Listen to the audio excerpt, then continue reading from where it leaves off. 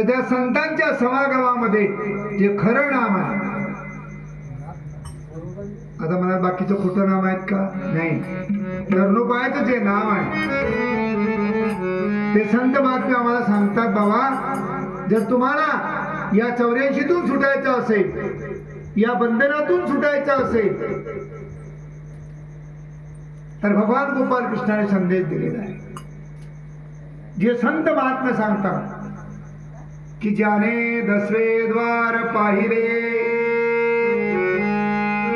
तेथे कडी काळाचे काही न चाले.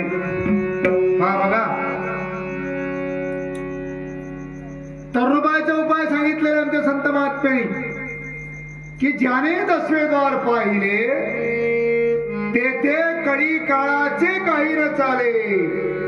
ज्यानी सोहम स्वरूपा ओळखिले अरे त्याची जन्म मृत्यू नाही रे पार्था. भगवान गोपाल कृष्णांनी सांगितलेलं आहे, जन्म मरणाच्या फेऱ्यातून सुटायचं असेल ना, तर आपल्याला 10व्या द्वाराची ओळख करून द्यावं लागेल. कथा सांगता येतील भरपूर, काही मोठी गोष्ट नाहीये. एका राजाची कथाही सांगता येईल, पण आपण काय घेऊन जाणार घरी?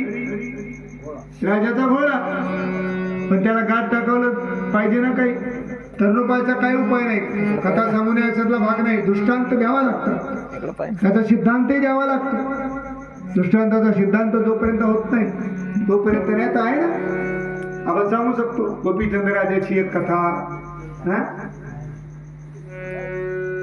महिनावती एक राणी, तिचे त्रिलोचनाथ कोण होते?